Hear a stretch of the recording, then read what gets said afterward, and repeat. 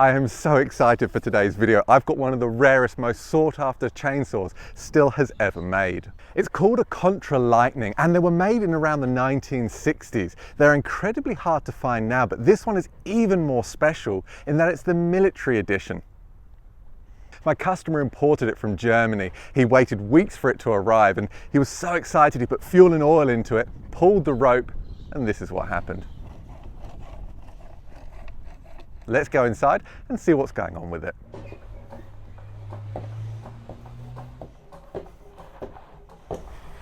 The recoil system on these older saws is known as a Fairbanks Morse recoil, and they're incredibly reliable. They really don't fail.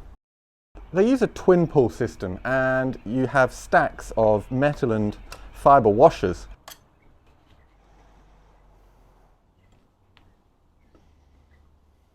So we've got two pairs of pulls there. Yeah, so they're not extending. That's the first thing that we need to address. The only other issue they have is where those pulls engage. In this case, it's a plastic starter cup. And as you can see, it's fairly well worn. Of course, that's not our main concern here because the pulls aren't even extending out. But once we've got that issue fixed, we may have to address this too. And there's a couple of little tricks that I'll share with you. Now, because we haven't got this started and running, we can't hear how the internals sound. But what we can do is take hold of the flywheel and move it up and down and back and forth. This checks the main bearings. And there is actually a small amount of movement there, which isn't ideal. Can you hear that? So we might have to address that as well, but one thing at a time. So under here, we'll have stacks of both fibre and metal washers. And what can happen is those fibre washers can become polished, so they lose friction. And of course, they can break as well. So, okay, take a look at this. So the first thing that we should see underneath the spring that we've just removed is actually a steel washer. It's either missing or it's been reassembled incorrectly. Okay, and they've done that as well. So we've got one washer. Yeah. So, first of all, the assembly's wrong. Let's get everything out. Okay, so the stack went like this, which is incorrect. E-clip, large washer. Then it had spring, fibre washer, steel washer, pulls, steel washer, fibre washer. This is incorrect. What we really need is these fibre washers to be applying friction holding the centre part as it rotates, so these pulls are forced out, and that will engage onto the cup on the flywheel. Now we do need to inspect these fibre washers. They are a wear item and they can be reused. As you can see, they have formed a bit of a sheen here, and so we can actually use some abrasive paper and gently remove that sheen. So have a quick look now. You see how it's totally changed? That will also help to increase the friction on this pull mechanism. So let's get on with that now. And now the other thing we can do is to just try and degrease them. A little bit of brake cleaner, just enough to remove the abrasive material that's come from the sandpaper, but also to remove any potential oil that's on there, and there was a fair bit. Now these washers are fine, they don't wear, but it doesn't hurt to give them a bit of a clean up while we're here as well. Now I want you to take a look really closely at this pull mechanism, and there should be somewhere where it says top or up or out. There. So this was the wrong way around as well, so that wouldn't have engaged either. So we can flip that round, we'll degrease both surfaces, and then we'll reassemble it. Now last but not least, we'll just degrease the post in which it sits on. So the stack order goes steel washer first, fibre washer, the pull system with top facing up,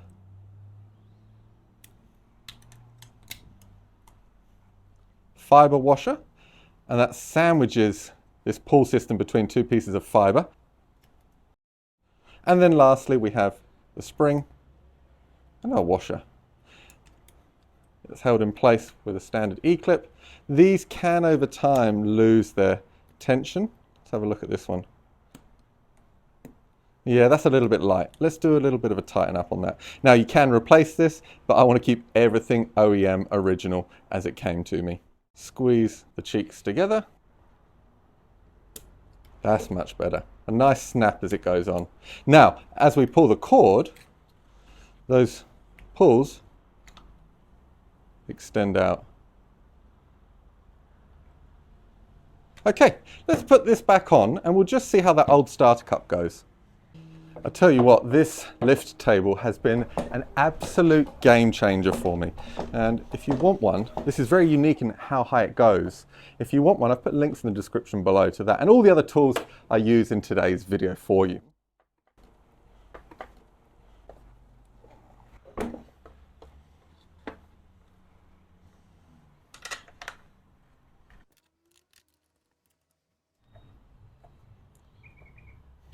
Now, these screws should be Loctited down, even with that split washer on there, but I won't do it until we know that the recoil's good.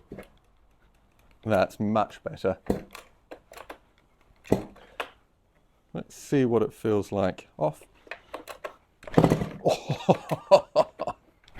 Oh my goodness, that's incredible. And it's not slipping at all, which is a great sign. He might be okay with that old cup. Okay. Now he did say that some of these parts were removed for shipping, and the first thing that catches my eye, this is loose. So yes, we need to tighten these up. Let's get some Loctite on and we'll tighten.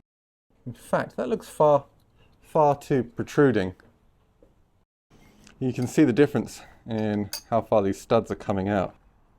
Yeah, the whole stud's moving.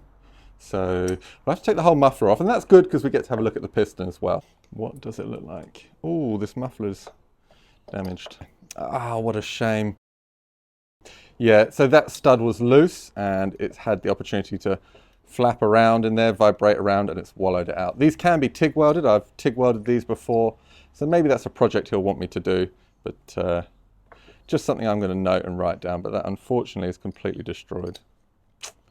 Ah, what a shame. Anyway, let's carry on. That actually looks incredible. Really nice film of oil on there. That's obviously just the oil. There are our rings. And that looks brilliant. You can't ask for more than that. But we'll get a bore scope in through the air filter, through the intake and into the crankcase just to see what we can see. But overall, that is an excellent start. Loctite's a little bit like two-stroke oil in a way. There are so many different types. Everyone has their favorite and everyone tells you that the one that they use is the best and every other one's wrong. Well, that's up to you to decide, but yes. Now this is excessive amounts. It actually all came out, unfortunately. That's going to be absolutely fine. We don't want this to come back out if at all possible. And while that's setting, I want to show you all my new shed pad. This is going to be my new workshop. This is where everything's going to be done from now on. YouTube videos, we're going to be doing repairs, we're going to get all the different machines, and it's not just going to be small engines, we're going to have motorcycles, vintage equipment, everything you could possibly think of, hopefully even some steam engines that I might have lined up. We've got some dirt bikes. This is it. I'm so excited. One more thing, sorry. If you can hear a whole bunch of noise, it's because we're right at the front. I do apologise, there is traffic. When I'm doing the workshop and it's all been built, there's going to be soundproofing in there. I've got solid core doors, so it's going to be incredible. It's going to be perfect for filming. But for now, we're just dealing with the elements. Let's get back on with it. Now, I mentioned earlier about the crank bearings having just a small amount of play in them. This is loose. He did say there was a few things loose on this saw. As I mentioned earlier, it needed to be disassembled for shipping. But that's an interesting air filter. Oh, I see, it undoes, so you can clean the element. Oh, how cool. Oh! Oh no, look. Fortunately, I can TIG weld. And I've got an AC/DC TIG welder, and I've done a lot of aluminium TIG welding and also magnesium TIG welding. So I'll see if he wants us to TIG weld this back up, which we can do. But I'll just keep writing these things down, see what we find. This is just the coolest thing ever. Okay, I see it's in 2 separate parts. Gosh, there's not a lot in terms of mesh to stop the fines, is there? Let's hope that the chain was sharp. That's pretty cool. Super simple, agricultural, basic, but clearly it worked. That should go that way. That fuel line feels real hard. I would be very surprised if the carb kit and everything is actually going to flow fuel based off of just the condition of the fuel line. Actually, the tank vent's got a bit of suppleness to it, but that fuel line, it's as hard as a rock. I mentioned the table that we're working on earlier about how incredible it is. Another incredible tool is this Teslon bore scope, 3.9mm camera, and it is literally amazing. It articulates 180 degrees in both directions. It's so small, full HD, and with everything I use today, there's links in the description below to them for you. So let's go straight through the bore of the carburetor, under the choke, and now we're going underneath the throttle. And just in the distance there, you can see the intake side of the piston skirt. Got a nice oil film, and you can see there's some fines that have gotten through the air filter. Not surprising, pretty standard. And then we'll carry on through. It's a connecting rod, and now we can articulate up and down. Let's go a bit further. There we go. Ooh. Okay, so don't think that this is rust or anything. This is called varnicized fuel. It's just very, and it looks like rust, but it's actually not. It's just fuel that is sat for years and years and years. So it doesn't look great, and ideally we would split the case and we'd clean everything out. At the very least, take the cylinder off and clean everything out. But yeah, that's not something he wants to do right now. Cylinder walls, from what we can see so far, look pretty good, and that's underneath the piston. Again, a lot of varnicized fuel, but it's kind of to be expected for a saw that's maybe 50 years old, roughly, is it? And yeah, not surprised, not ideal, but it's certainly not a deal breaker.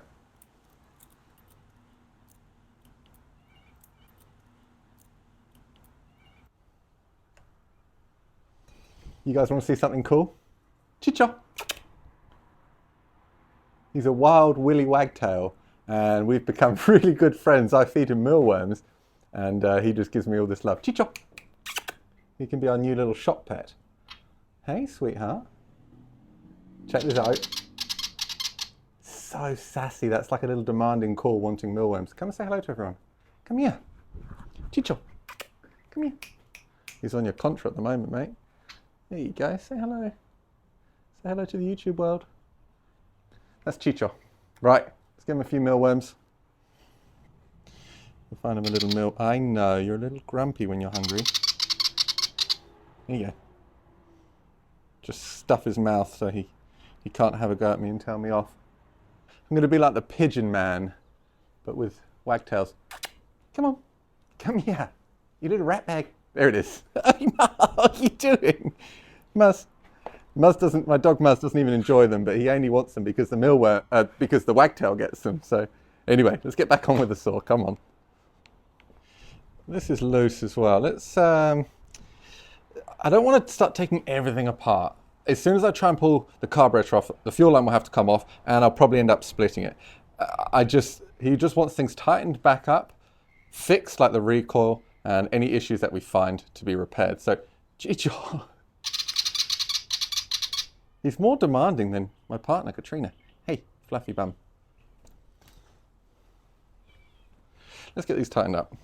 Now, because these nuts are partly on, what I'll do, instead of removing everything, because I'd have to remove the carburetor at the same time as removing the nuts because they kind of come out as one, I'm going to use a little bit of wicking Loctite. In this case, it's 290. And I can just drop that and it will just wick on those threads and it will hold it in place. So we don't have to remove the nut completely to get the Loctite on. Interesting enough, that's got a fibre washer on there. It doesn't need a fibre washer, so that's obviously been put on by someone else prior. And that one's snug too. Good. Right, air filter back on. And maybe we'll try and see if we can start it.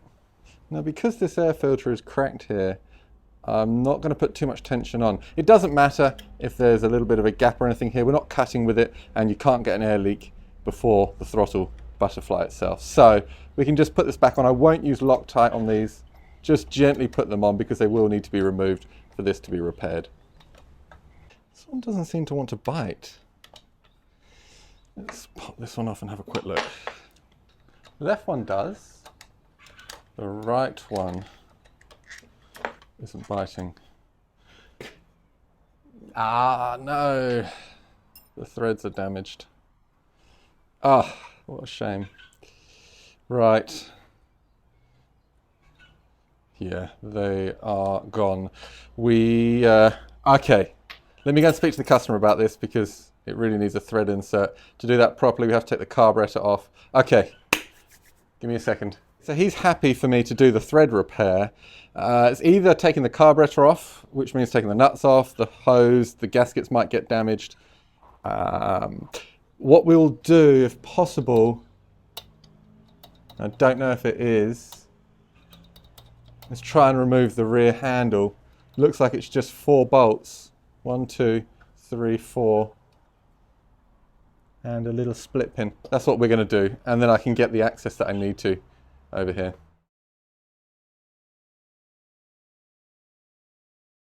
So you can buy these thread repair kits and they're not cheap.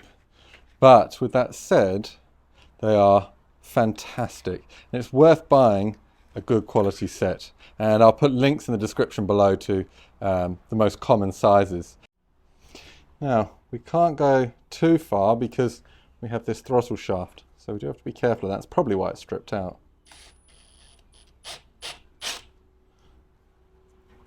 Have a quick look. Go a little bit further than that.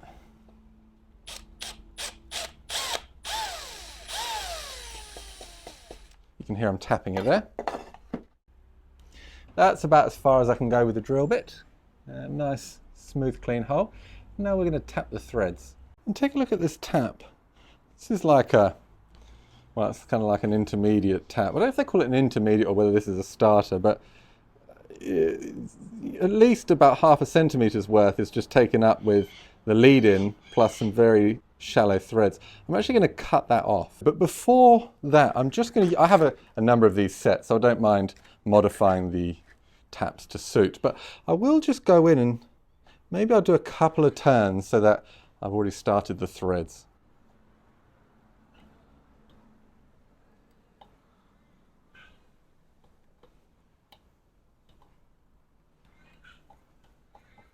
Okay, that's about as far as we're going to go.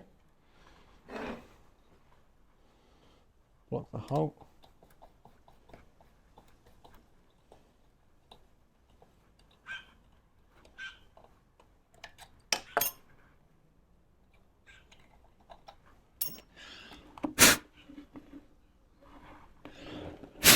I'm literally just going to spin the drill and then use the die grinder to remove the point.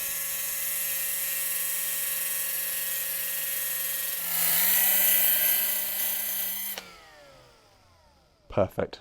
I think they called it a starter or an intermediate tap into a really nice bottoming tap. Now let's go back in with that and clean up those threads.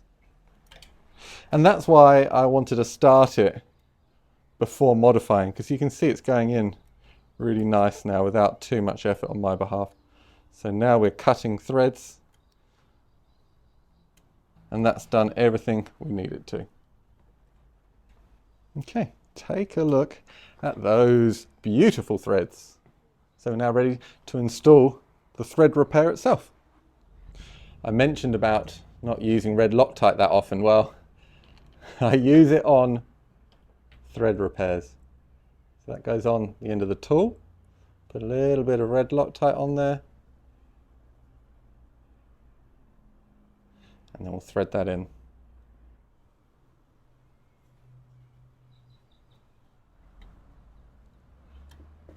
And the last step is you take a punch, and I'll gently just tap it at the bottom there, just a couple of light taps. That's it. And we'll pull out the little piece. As I said, I've put links in the description below to these kits. They are fantastic. They're really worth having, say an M4, M5, M6.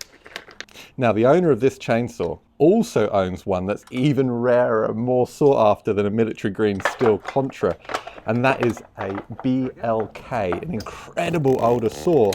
He hasn't asked me to repair it yet, unfortunately, but we will see. That's pretty incredible. Let's give it a little bit of fuel, 25 to 1, and we will see if it runs and what we can get out of it. I'm not going to pull the quarter over and over. I'm going to give it a little bit of fuel. Wait for these birds.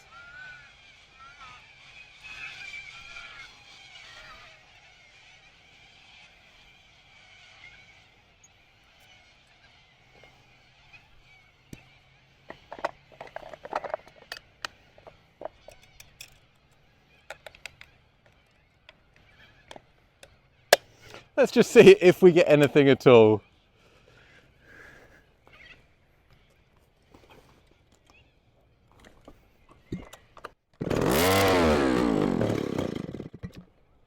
That was a good start. There's no choke, of course.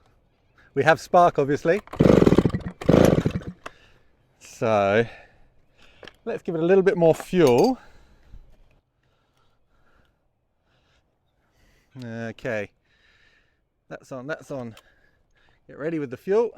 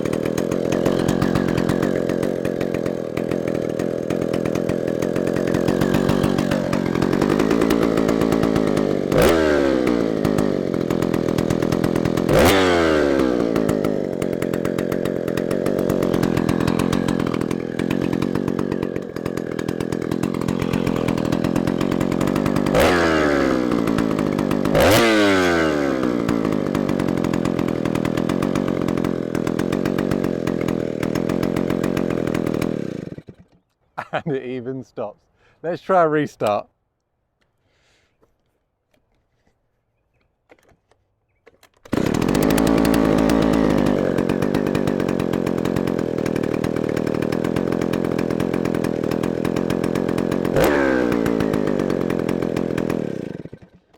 I've repaired so many chainsaws over the years, hundreds of them, and I have never been so excited as I am today. Fixing this one up and just hearing it run, I didn't think it would. Thank you so much for joining me. I just had the best time ever, and I look forward to catching you on the next one. Bye.